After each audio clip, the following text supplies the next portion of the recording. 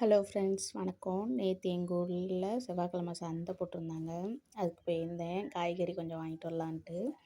அதில் பார்த்திங்கன்னா என்னென்ன காய்கறி வாங்கியிருக்கேன்னா, பச்சை மிளகா, பீன்ஸு, உருளைக்கிழங்கு, கத்திரிக்காய், இஞ்சி, எலுமிச்சம்பழம், அப்புறம் பீட்ரூட் வாங்கிக்கிட்டேன், மாங்காய் வாங்கினேன். அப்புறம் பார்த்திங்கன்னா உருளைக்கிழங்கு, சவ் கேரட்டு, பீன்ஸு எல்லாம் வாங்கிட்டு அப்புறம் பாப்பாவுக்கு ஒரு பொரி உருண்டையும் ஒரு சிப்ஸ் பாக்கெட்டும் ஒன்று வாங்கிட்டு வந்தோம். அப்புறம் மல்லி கருவேப்பிலை ஒரு 10 ரூபாய்க்கு வாங்கியிருந்தேன். அது தனியாக காட்டுறேன். அது ஃப்ரிட்ஜில் வச்சுட்டேன்.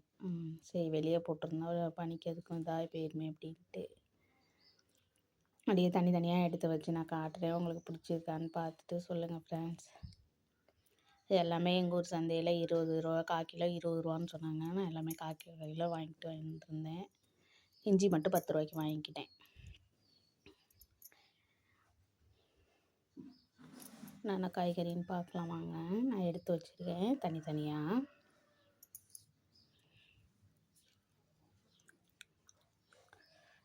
சின்ன சந்தையாக தான் இருக்கும், ஆனால் நிறைய காய்கறியும் இருக்கும். நல்லா ஃப்ரெஷ்ஷாகவும் இருக்கும். நான் கொஞ்சம் லேட்டாக போனதுனால காய் கம்மியாக தான் வாங்கிட்டு வந்திருந்தேன்.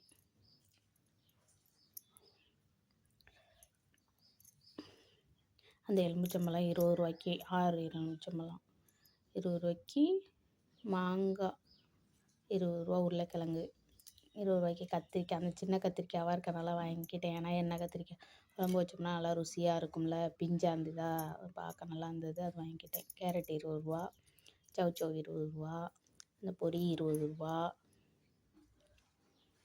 பீட்ரூட்டும் 20 ரூபா, இஞ்சி மட்டும் 10 ரூபாய்க்கு வாங்கிக்கிட்டேன் கம்மியாக. இஞ்சிக்கு அவ்வளோக்கு வேலை இருக்காதா, போதும்ன்ட்டு அது மட்டும் வாங்கிக்கிட்டேன். பீன்ஸ் 20 ரூபா, பச்சை மிளகாவும் 20 ரூபா தான்.